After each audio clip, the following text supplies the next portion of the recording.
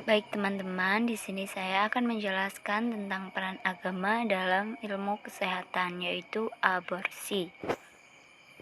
Yang pertama, pengertian aborsi. Menurut KBBI, aborsi adalah pengguguran kandungan yang dilakukan dengan sengaja karena suatu alasan dan bertentangan dengan undang-undang yang berlaku. Yang kedua yaitu penjelasan Al-Quran tentang aborsi. Surat Al-Isra ayat 31, yang artinya, janganlah kamu membunuh anak-anak kamu karena takut kemiskinan. Kami yang akan memberi rezeki kepada mereka dan juga kepada kamu. Sesungguhnya membunuh mereka adalah suatu dosa yang besar. Kemudian surat Al-Isra ayat 33 yang artinya, dan janganlah kamu membunuh jiwa yang diharapkan Allah melainkan dengan hak. Dan barang siapa dibunuh secara zalim, maka sesungguhnya kami telah memberikan kekuasaan kepada walinya. Tetapi janganlah keluarganya melampaui batasan dalam membunuh. Sesungguhnya ia adalah orang yang dimenangkan. Yang B, Surat Al-An'am ayat 151, yang artinya, marilah kubacakan apa yang diharamkan Allah atas kamu. Janganlah kamu mempersekutukan sesuatu dengannya, dan kepada kedua ibu bapak melainkan kebaktian. Dan janganlah kamu membunuh anak-anak kamu karena kemiskinan. Kami akan memberi rezeki kepada kamu dan kepada mereka. Dan janganlah kamu mendekati perbuatan-perbuatan yang keji, baik yang nampak di antaranya maupun yang tersembunyi. Dan janganlah kamu membunuh jiwa yang diharamkan Allah kecuali berdasar sesuatu yang benar. Demikian itu diwasiatkan kepada kamu supaya kamu memahami. Yang ketiga, penjelasan hadis tentang aborsi.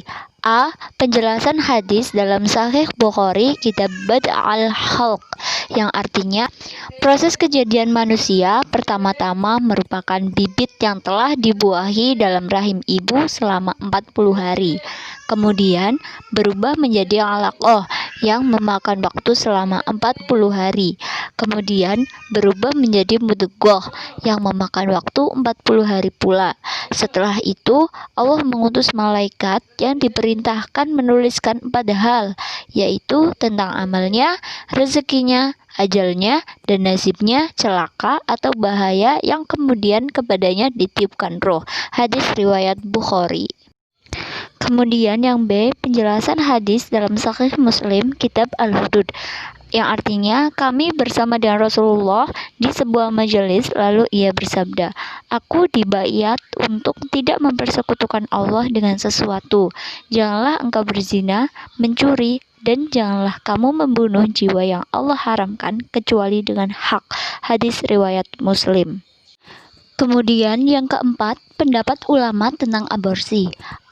Aborsi sebelum ditiupkan ruh atau sebelum 120 hari atau 4 bulan. Yang pertama, dibolehkan secara mutlak tanpa dikaitkan dengan uzur sama sekali. Pendapat ini dikemukakan oleh ulama mazhab Zaidiyah, sebagian mazhab Hanafi, dan sebagian mazhab Syafi'i. Kemudian yang kedua, dibolehkan apabila ada uzur dan makruh hukumnya apabila tanpa uzur.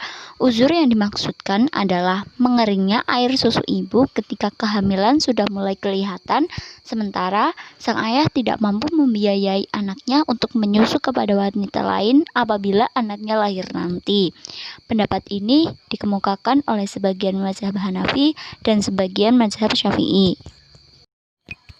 Kemudian yang ketiga, makruh secara mutlak apabila belum ditiupkan roh. Pendapat ini dikemukakan oleh mazhab Maliki.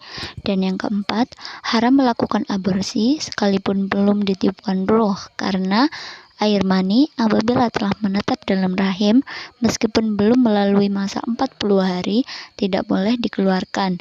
Pendapat ini dikemukakan oleh jumhur ulama mazhab Maliki dan mazhab Zahiri. Kemudian yang B, aborsi setelah ditiupkan ruh atau setelah 120 hari atau 4 bulan. Ulama fikih sepakat bahwa melakukan aborsi terhadap kandungan yang telah menerima ruh hukumnya haram. Mereka mengemukakan alasan sebagaimana keumuman makna dalam firman Allah Quran Surat Al-Isra ayat 31 dan 33 serta Quran Surat Al-An'am ayat 151 sebagaimana yang telah dikemukakan. Para ulama juga sepakat mengenai sanksi hukum bagi wanita yang melakukan aborsi setelah ditiupkan ruh, yaitu dengan membayar guroh atau budak laki-laki atau perempuan. Demikian pula jika yang melakukannya orang lain dan sekalipun suami sendiri. Di samping membayar guroh, sebagian ulama fikih diantaranya mazhab Zahiri bahwa pelaku aborsi juga dikenai sanksi hukum kafarat. Apa itu sanksi hukum kafarat? Yaitu memerdekakan budak dan jika tidak mampu wajib berpuasa 2 bulan berturut-turut dan apabila masih tidak mampu juga wajib memberi makan fakir miskin 60 orang. Kemudian yang C, aborsi karena darurat. Aborsi yang dilakukan apabila ada uzur yang benar-benar tidak mungkin dihindari, yang dalam istilah fikih disebut keadaan darurat, seperti apabila janin dibiarkan tumbuh dalam rahim akan berakibat kematian ibu. Ulama sepakat bahwa aborsi dalam hal ini hukumnya mubah. Kebolehannya ini guna menyelamatkan nyawa sang ibu. Dalam Al-Quran Surat Al-Baqarah ayat 195 yang artinya, dan belanjakanlah harta bendamu di jalan Allah, dan janganlah kamu menjatuhkan dirimu sendiri ke dalam kebinasaan, dan berbuat baiklah, karena sesungguhnya Allah menyukai orang-orang yang berbuat baik. Apabila aborsi dilakukan karena sebab lain yang sama sekali tidak terkait dengan keadaan darurat, seperti untuk menghindarkan rasa malu atau karena faktor ekonomi, maka hukumnya haram. Yang kelima, hukum aborsi dalam keputusan MUI. A. Aborsi haram hukumnya sejak terjadinya implantasi blastosis pada dinding rahim ibu atau nidasi. Yang B. Aborsi dibolehkan karena ada uzur, baik bersifat darurat maupun hajat. Kemudian yang C, aborsi yang dibolehkan karena uzur hanya boleh dilakukan di fasilitas kesehatan yang telah dirujuk oleh pemerintah.